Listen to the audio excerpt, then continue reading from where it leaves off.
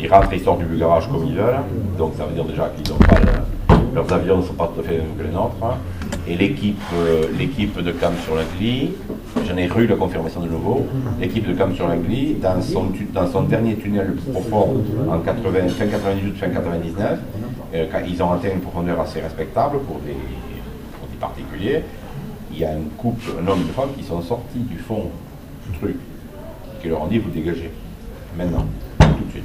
Il reste plein de bidons d'essence partout. Ils ont tout laissé. C'est étrange qu'ils aient tout laissé. Non, c'est pas étrange. Je pense que ils ont gratté, ils ont gratté. Les mecs qui devaient faire la sieste, ils ont dit putain, qu'est-ce qui nous fait chier. À un moment donné, il y en a qui a dit bon, il va falloir qu'ils arrêtent de gratter avec leur connerie là. Je sors leur dire 2 mots. Je pense qu'il leur a dit 2 mots, et les autres ils ont compris qu'avec 2 mots, ils ont laissé des milliers de francs de matériel. Ils ont tout laissé sur place. En 2000, la cuisine et la salle à manger extérieure, il y avait les assiettes de chacun, les fourchettes, et il y avait la nourriture en putréfaction. C'est ça, il y avait des bouteilles, tout ça. C'est juste à côté de la bergerie en fait. Ils ont levé le camp, c'est-à-dire qu'à un moment donné, il y a quelque chose en dessous qui leur a dit on a les conneries, vous dégagez. Et les mecs qui étaient à table au déjeuner, ils sont partis vers la voiture. Il y a plein de bouteilles partout. Ils ont tout laissé. Il y en a moins. Ah ouais, il y avait plus. Il y a même des ampoules. Il y a même des ampoules, des stocks d'essence. Là maintenant ça a été raclé bien. Et le bois par contre, on voit que c'est abandonné parce que les bois sont morts et personne n'y vient. Même le chemin, il y a un garde forestier, il y a un mec de la propriété qui, si tu le rencontres, ça. C'est pas été prévu. Oui, c'est fait par des coopératifs. Par contre, il y a pour ceux qui aiment les sangliers, justement parce que c'est entre guillemets devenu tranquille, les sangliers se sont tous rassemblés, ils sont à 3 mètres autour de la ferme là. Ils sont à 3 mètres. As-tu remarqué que la ferme est quand même, pour une ferme agricole, il y a une sacrée bâtisse. Oui. Pour une ferme agricole, il y a une sacrée bâtisse. C'est du costaud. Mais là, vous parlez de contact qui s'est mal passé. Là. Oui. Et vous n'avez pas des exemples ça s'est mieux passé? À ma connaissance, non. Il faut avoir la carte d'invitation. À ma connaissance. Il y a des gens qui racontent qu'ils ont rencontré et qu'ils ont communiqué. Oui. Donc je ne sais pas, c'est ça qui est intéressant. Le problème de cette région, c'est qu'on est sur. C'est comme si on était sur une grande porte donnant accès à la matrice, enfin au décor matriciel.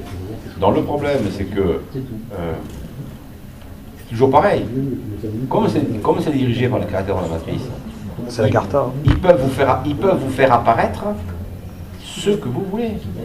Ce que vous voulez. Il faut être médium, il faut avoir des pouvoirs pour pouvoir contacter. Écoutez, en matière de médium, la région en produit à peu près 500 à l'heure. Je ne connais rien. Ils produisent aussi industriellement de la Marie-Madeleine, à peu près 2000 à l'heure. Donc, si les gens sont venus, est-ce qu'on les a vus? Est-ce qu'on a parlé avec eux? Qu'est-ce qu'ils veulent faire? Enfin, il y a beaucoup de... Ce que je sais, c'est que sur la campagne de fouille des Osinas, d'accord, les gens sont partis à la seconde. Et il y avait un énorme... Ça veut dire que ceux qui leur a donné... c'est eux qui leur a donné l'ordre de partir, a été suffisamment impressionnant. Vous savez, je vais vous dire, on a investi pour l'équipe un certain nombre de matériel, d'accord, qui coûte cher. Je peux vous dire, et on a acheté les assurances pour assurer le matériel, d'accord. Donc, quelqu'un qui nous ferait partir en laissant le matériel qui coûte cher, d'accord, ça voudrait dire qu'il aurait des assurances plus puissantes que les nôtres sur le matériel. Non, parce qu'on va être clair. Moi, si j'ai un Vecno, même de la CIA ou ce que vous voulez, de droit français, qui vient me voir avec un costume noir et me dire oui, vous arrêtez parce que vous n'êtes pas sur le bon endroit, il va prendre une balle de 5,56. Mais si je laisse le matériel et que je tire pas, c'est qu'en face, j'ai pas un mec de la CIA, j'ai autre chose. Et là, si je vous garantis, Il faut quand même préciser, puisque vous intervenez, cette affaire, on parle non pas de simples chercheurs, on parle d'un commando paramilitaire qui était armé, qui était formé, qui était donc très professionnel, avec l'aval de l'État sur 2 présidences de la République. Ça a duré 20 ans d'histoire. Ils ont creusé pendant 20 ans. Des trous dont vous pouvez pas vous en... Attends, c'est phénoménal, quoi. Et vous avez une seconde équipe de prétendus babacools, un peu en aval, qui eux avaient des chiens, genre de village bitnique, hein, mais qui eux, ça prévenait en fait. Ils prévenaient, oui. Ça prévenait. Ouais. Et vous arriviez jamais au groupement des... Et ces gens-là recevaient quand même du matériel avec les caisses au pochoir du GIGN, il faut le savoir. Moi, ce qui m'intéresse, c'est qu'ils prennent peur. Ils en ont vu 2. On ne trouve aucune archive. Un couple. Du CNRS, on ne trouve pas d'archive. Ah non, non, il y a rien. Les gars, ils avaient, c'est vraiment Humanoïde, a priori humanoïde. humanoïde. Humanoïde. Seulement, je pense que le petit couple, le couple humanoïde qui s'est présenté aux civils, parce que le couple s'est présenté ils sont apparus dans les trous de l'équipe civile. Je pense qu'ils se sont présentés dans l'équipe civile après avoir mangé l'équipe militaire. À 2. Un homme, une entité masculine, une entité féminine. Humanoïde. Oh, ils sont dégommés. Ils sont dégommés. Je suis sûr que dans le trou là qui est Le gros, là. dans le trou qui est entouré d'un petit grillage blanc en hommage, je suis sûr que là-dedans, vous avez à minima une demi-douzaine de militaires ou d'anciens militaires. Hein. Ah oui, non mais attention, hein, on est bien clair. On est bien clair. Ce qui est au-dessus de nous n'a pas l'éthique et la morale de l'être humain. Ils ont autre chose. J'ai entendu dire d'autres choses. Ils protègent, c'est lié à la terre. Être au contraire supérieur. Vous avez les deux. Vous avez les deux. C'est lié à la terre creuse en fait. Vous avez les deux. C'est lié à. Bienveillant. Ah mais il y en a certainement. Hein. Moi j'en ai jamais croisé des bienveillants. Enfin, ni des malveillants. Moi je n'ai rien croisé pour le moment. Hein. Enfin, le plus tard possible. Hein. De toute façon, voilà. On sait qu'ils sont là, mais on n'a pas Le plus tard possible. Hein. de détails là-dessus. Moi, c'est ce qu'il y a qui me... Enfin, tout ce que vous dites aussi m'intéresse beaucoup. Mais c'est aussi, il a eu des contacts avec des extraterrestres, des gens qui viennent Ce qui est certain, c'est que il y a 12 fermes forteresses qui encerclent le trésor principal. Ces 12 fermes forteresses ont des sous-sols creusés, ont des sols naturels, qui certainement communiquaient, enfin via le réseau naturel, pouvaient communiquer, etc. Bon.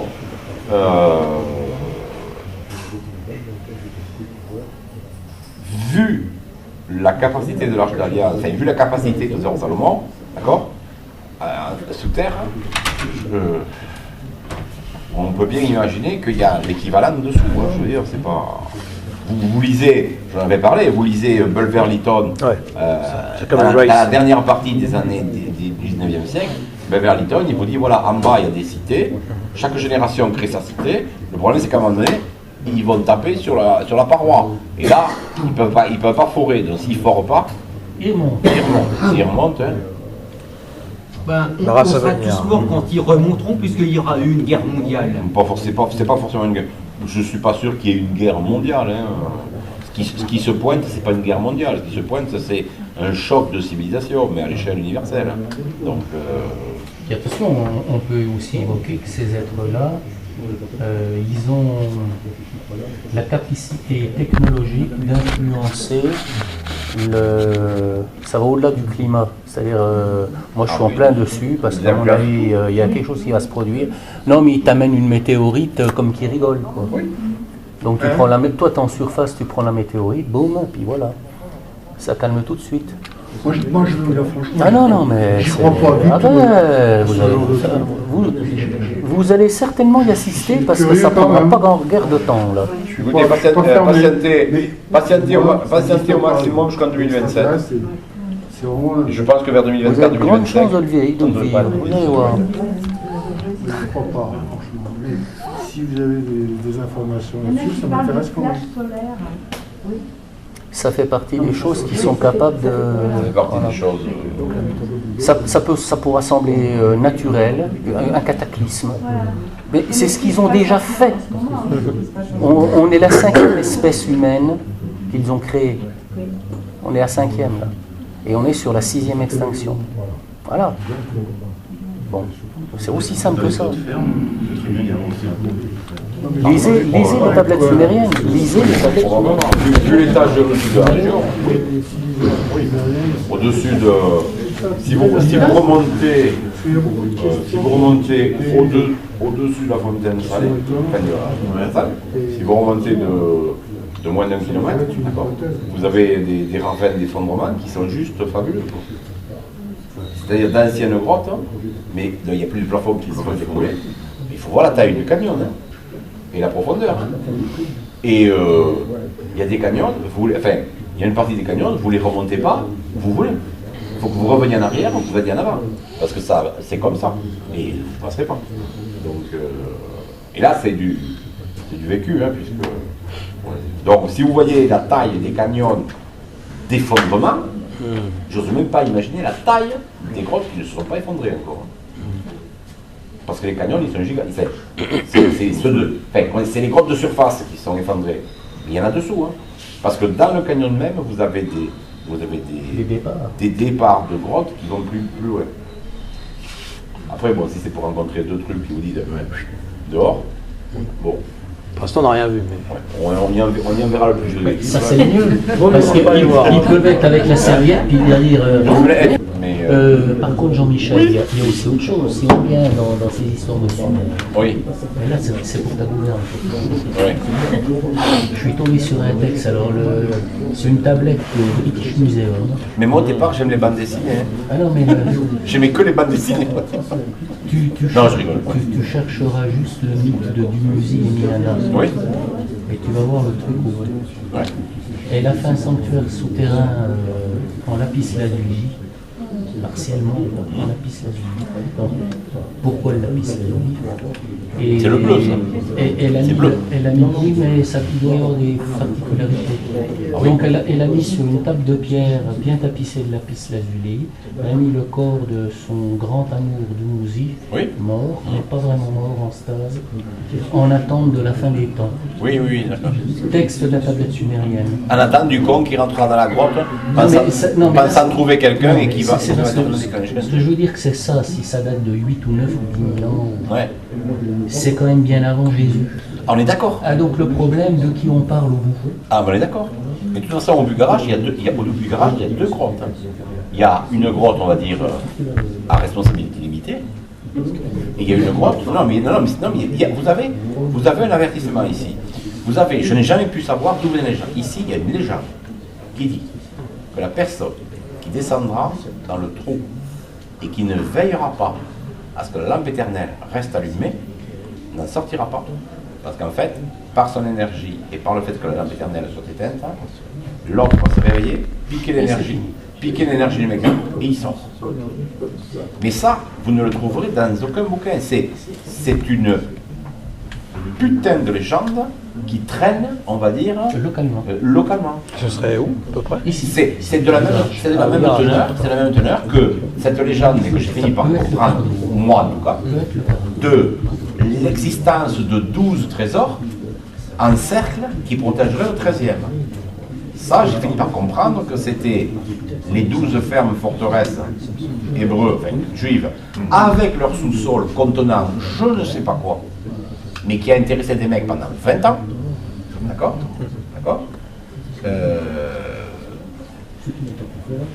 Moi, je vais vous dire un truc. 12 fermes forteresses, avec un sous-sol d'origine juive, 6e siècle avant Jésus-Christ, en parfait état de fonctionnement, avec l'arche d'alliance au milieu du cercle, d'accord, et des kabbalistes de grands, et des scientifiques de renommée égypto-suméro-juive, d'accord. Moi, je vais vous dire, je suis persuadé, intimement persuadé, que tant que le cercle des 12 fermes forteresses n'a pas été rompu parce que les 12 machines souterraine qui alignait, enfin, qui alimentait le camouflage de la zone, tant que ça a fonctionné, ça, personne n'a vu. À un moment donné, il y a une des 12 faits en forteresse qui est dysfonctionnée. En tout cas, à un moment donné, le cercle de protection a été rompu. Comment, je ne sais pas. Par qui, je ne sais pas. À partir du jour où ça a été rompu, vous pénétrez. Il n'y a aucune archive du CNRS qu'on peut retrouver Sur sur le camp. Sur Le camp, tout ça, sur le ZINAS. Ah, sur les Ausinas, tu ne trouveras rien. On trouve rien. Parce qu'on cherche, mais... Sur les Ausinas, tu vas trouver des emmerdes si tu cherches. Tu vas trouver des emmerdes. Tu cherches, tu trouves. En fait, le dicton local, c'est entre si tu veux, ressort si tu peux. Oui, c'est ça. Alors, je vais te dire une chose. Il y a un an, avant de partir en vacances, je suis allé à l'ambassade israélienne. J'ai déposé un document avec un certain nombre de questions et une demande de contact. Dans ce document était mentionné l'affaire des Ausinas, avec mentionné le fait que la responsable du groupe civil était d'origine israélienne. Juive. Elle me l'a dit. De là, d'accord. Donc moi j'ai déposé à l'ambassade israélienne. Maintenant, j'attends. Pour le moment, ils ne m'ont pas contacté. Oui, ils vont rester à faire les canards. Ouais. Si un jour j'ai le moindre contact, Qui sont d'humeur maussade. ils sont d'humeur maussade. Si un jour j'ai le moindre contact, la première question que je vais leur poser, c'est qu'est-ce que vous foutiez aux Ausinas dans l'ordre. Voilà. Parce que ce qui est intéressant, alors, on peut, sur cette opération, on peut éventuellement dire que les paramilitaires, le groupe armé qui était plus haut n'a jamais existé. On peut le dire. Mais il faudra m'expliquer comment une demi-douzaine de jeunes gens coiffés par un sataniste et son amante, sa maîtresse israélienne, il faudra m'expliquer comment eux ont consommé un nombre incalculable de bouteilles de vin parce que les remblais des trous, à l'origine des trous, sont bordés de rangées de bouteilles de vin. Mais il y a plein de bouteilles, il y a même des ampoules. Ça correspond pas à la consommation des jeunes que j'ai vus moi. Donc il devait y avoir des militaires expérimentés en Minas qui ont consommé tout ce qu'on peut consommer là. Parce que moi je pense quand même que quand vous descendez là-dedans, que vous êtes armé jusqu'aux dents, que vous doutez, bon, parce que c'est une opération, on va dire, plus ou moins contrôlée par le Mossad, ou le REM n'existe plus, mais qui existait à l'époque, d'accord. Mais si ce sont des gens qui sont à la fois espions et scientifiques, qui sont cavalistes et qui savent ce qu'il y a au fond, d'accord, je peux comprendre que chaque fois que les mecs sont remontés vivants du trou, d'accord, le mouton Rothschild, ça a dû y aller. Parce qu'il fallait savoir que les mecs, à 7h du matin le lendemain, on repartait dedans. Oui, puis il y a plusieurs anecdotes. C'est-à-dire que si au bout ils partent, parce qu'ils ont vraiment peur qu'ils soient aguerris, il y a eu sur les 20 ans, il s'est déroulé des faits très étranges. Oui, il y a eu beaucoup de faits très étranges. Je peux vous donner 2 exemples. Mais il y a eu un exemple, les terrains appartiennent à une dame qui s'appelle Madame Salle. Bon. Et sa propre fille, un jour, va au bord d'un des trous et trébuche et tombe dans le trou. Trou, je parle 60-80 mètres. Hein. Donc la logique, on la ressort dans un très sale état. Eh bien, ce que Madame Salle a dit, une main invisible a stoppé la chute de la jeune fille, l'a remontée au bord du trou, l'a posée. On a le témoignage de Franck Marie, qui a écrit sur Rennes-le-Château. Franck Marie, il est invité par les militaires, donc il les a connus, ces militaires, pas le groupe de jeunes. Les militaires le font venir pour constater une expérience pseudo-scientifique. Il faut descendre dans un des trous avec un transistor, poste de radio. Il est sur la fréquence, on va dire, France Inter. Descend dans le trou, et là, la fréquence se stoppe, et il chope une langue, on va dire, asiatique. Ce qui est juste impossible. Ah oui, parce que tu n'as pas la portée avec des ondes courtes, c'est pas possible. Bon, ça, c'est le témoignage de Franck Marie. Et il y a un 3e exemple, donc 2 des militaires, qui sont en train de, on va dire, de creuser, mais déjà au fond d'un trou. Il l'améliore, on va dire. Hein, Et là, il y a une chute de gros blocs du dessus, en déséquilibre, ils tombent, 2 gros blocs, ils tombent, et eux, ils reçoivent une pluie de sable. C'est pas les militaires, c'est les civils. Ah, ça, c'était les civils. C'est les civils. Pardon. Mais tu confirmes? Chaque fois qu'il y a eu une intervention, entre guillemets, fantastique, C'était pas eux, donc, oui, c'était les civils. Parce que les militaires, je crois savoir à peu près où est leur cimetière. Ah ben, oui. Je crois savoir à peu près où est leur cimetière. Ah ben, oui. Non, les civils ont été Protégés, oui. Mais il y a au moins 2 sauvetages, quoi. Hein.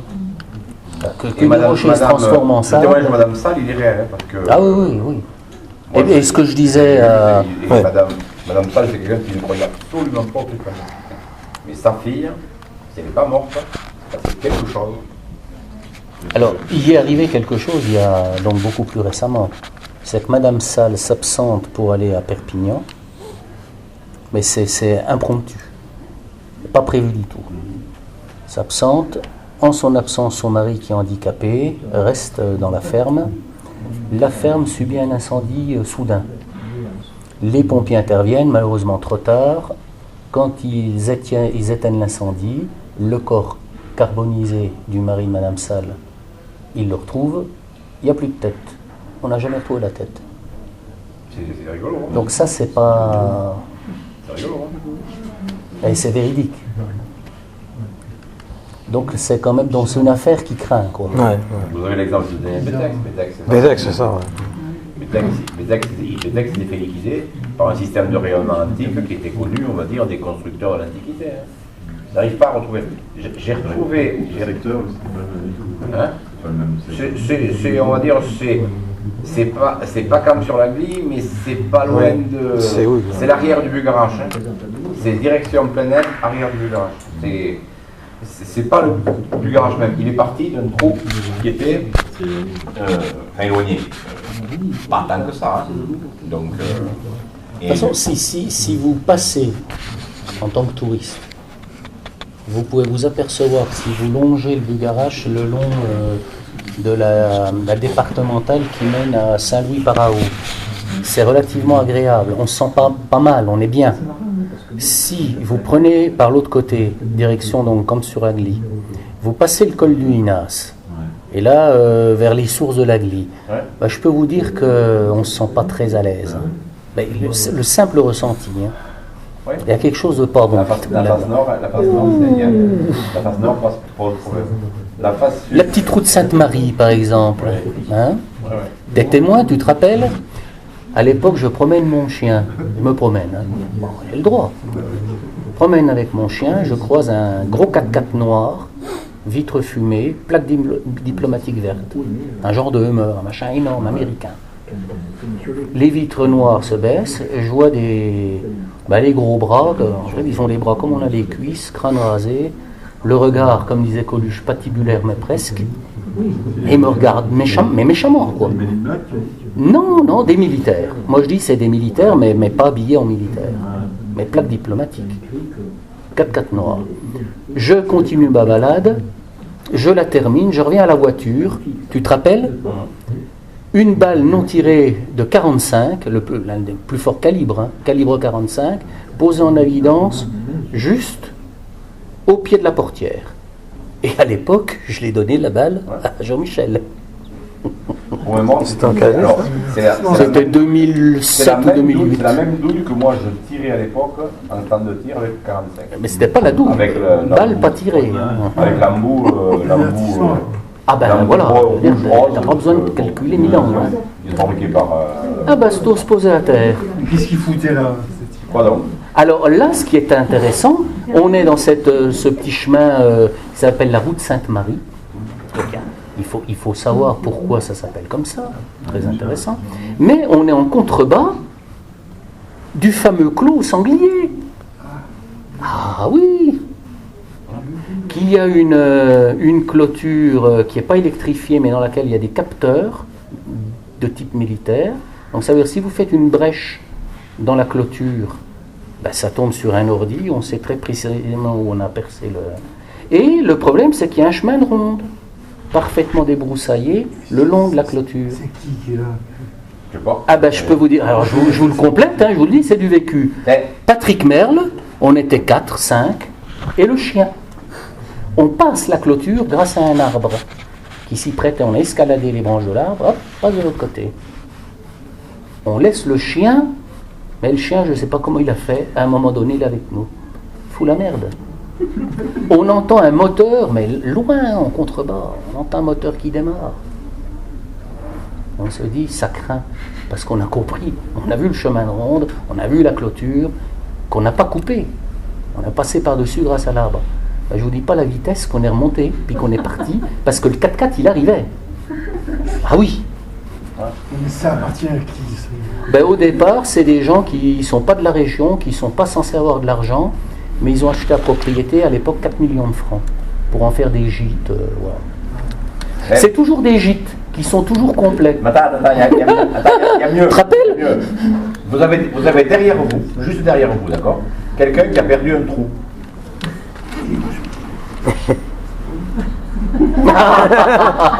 Non, juste derrière vous. André, oui, qui a bien perdu un trou autour de l'oreille. Hein. Oui. Oh ouais. Il y avait un trou quand je suis monté, et je suis remonté une semaine après, il était plus. Ah oui. Il a disparu. Quoi, ça fait un trou de mémoire? Oui. T'as eu un trou de mémoire? Non, j'étais monté avec des collègues. On y descend dans le trou de la règle. Oui, oui, mais justement, le jour où je suis monté, le trou, il était absolument profond. Il y avait, et quel diamètre? Il y avait une vingtaine de mètres de diamètre. Ah bon? Ouais. C'était avec des parois verticales, il y avait des fougères et tout ça, et donc impossible de descendre. J'ai dit à mon collègue, bon, il va falloir revenir avec du matériel spéléo. J'ai continué, il y avait une bergerie sur le côté, qui est toujours d'ailleurs. Et puis je vois un magnifique paysage qui va jusqu'à Rennes-le-Château, on voyait le Bugarach à côté, c'était magnifique. Bon, on a discuté un moment et puis on est descendu aux voitures. Une semaine après, enfin 3 ou 4 jours après, je vois un collègue qui travaillait avec moi, qui connaissait aussi le machin, et il me dit, ah oui, j'y suis allé avec ma femme, et effectivement il y a un trou qui est énorme, il va falloir prendre du matériel et on y retourne. Et quand on y est retourné, ben, le trou de l'oreille, on descend dedans, il n'y avait plus de trou, il y a une douille d'effondrement, mais où on peut y descendre à pied, dedans il n'y a pas de problème, il n'y a rien de vraiment spécial. Et la bergerie, l'autre paysage qu'on avait vu, le Bugarach, on peut pas le voir, il y a une colline, on est caché complètement, et on ne voit pas le château parce qu'il y a des arbres qui sont. Il n'y avait plus rien qui correspondait à ce que vous avez explicitement. La matrice. Oui, c'est très étonnant, mais en fait, moi je me suis aperçu de rien. Parce que le jour où j'y étais, comme je ne connaissais pas le paysage, je ne connaissais pas. Il y a longtemps? Alors, ça c'est une très bonne question. 1935. Au moins de ces eaux-là. Non. On a passé la journée, mon collègue m'a dit, c'est pas là, on s'est trompé, on a passé la journée complète à essayer de trouver. C'est pas possible, il y a une route et on peut y aller. Et en revenant, par contre, il y avait le soleil qui était couchant, qui rasait comme ça, et sur la bergerie, il y avait une plaque qu'on n'avait pas vue, il était marqué bergerie du trou de la Lune, ayant appartenu à la famille Desnarnaud. À Desnarnaud. Oui, ça j'avais vu moi. Voilà. C'est marqué sur la. Ouais, mais j'avais dit. Mais t'as pas le droit à ton âge de t'intéresser au trou de la Lune. Attends. Non mais vraiment. Ah ouais.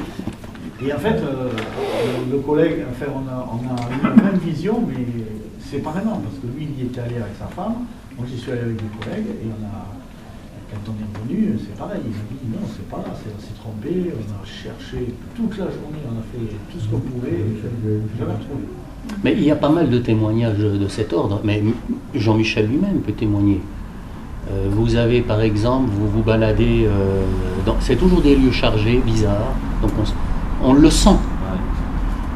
Il marche, et ça marche à côté de lui. Mais un pas lourd, oui, hein, tu te rappelles? Il s'arrête, ça s'arrête. Ah oui. Mais il y a le Bézis. Attends. Impossible de voir ce que c'était. Ah. Impossible. C'est Chris qui m'avait dit qu'un couple lui avait témoigné de la même chose. Oui.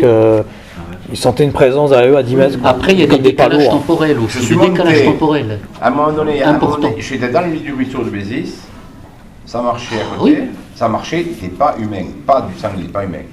Donc je me suis dit, je vais te coincer. Je savais qu'à un moment donné, il y avait un sentier de chasseurs, puisqu'à un moment donné, il y a des postes de chasse. Donc je continue à marcher, et à un moment donné, il y avait des traces oranges. Je suis monté comme une flèche pour me retrouver à hauteur de là où ça marchait. Rien. Pas de sanglier qui s'enfuit, pas de ça pourrait être un isard, un sanglier, rien. Ça s'est arrêté net, rien. Ça aurait été une bête, je l'aurais entendu. Ça s'entend. Régulièrement, on voit des sangliers, régulièrement, du côté du col du vent, tu as des petits isards, des petits machins. On les voit, mais imaginons qu'on ne les voit pas, mais qu'ils sont en contrebas, un sanglier, ça s'entend.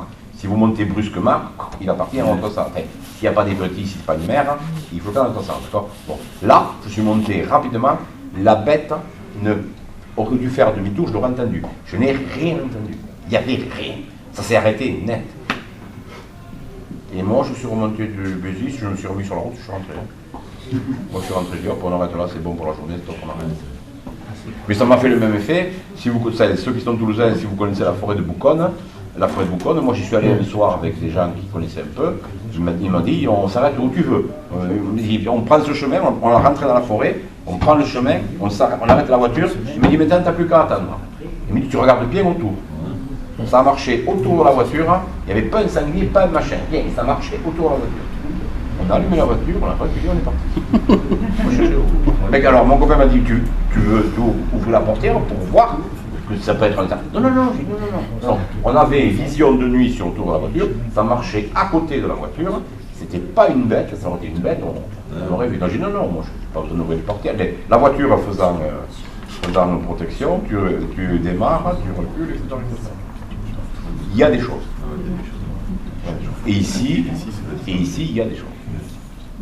Mais le truc qu'André a perdu, ça aurait été quelqu'un d'autre qu'André qui me le raconte, j'aurais dit bon, apparemment le fitou est pas mauvais dans la région, le Rivesaltes aussi.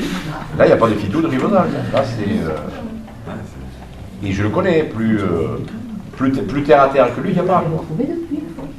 Non. Et est-ce que j'ai jamais revu ce truc.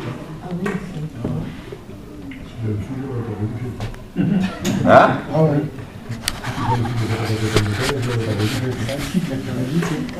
Mais le problème, c'est que comme je ne connaissais pas le paysage, ça ne m'a pas semblé bizarre. Moi, la première fois que j'y suis allé, c'est la deuxième fois que ça m'a semblé bizarre. Quand je suis revenu, j'ai dit, oh, là, il y a un problème. Et mon collègue aussi. Mais t'as un gouffre, de toute façon, qui est répertorié, là, à proximité. Oui, mais c'était celui qui est le premier qui est à... Le long de la piste forestière. Voilà, le long de la piste forestière, qui n'est pas énorme, on peut y descendre. Là, il y avait un troupeau de vaches, l'année dernière, on avait tout bouffé, on pouvait y descendre à pied sans problème.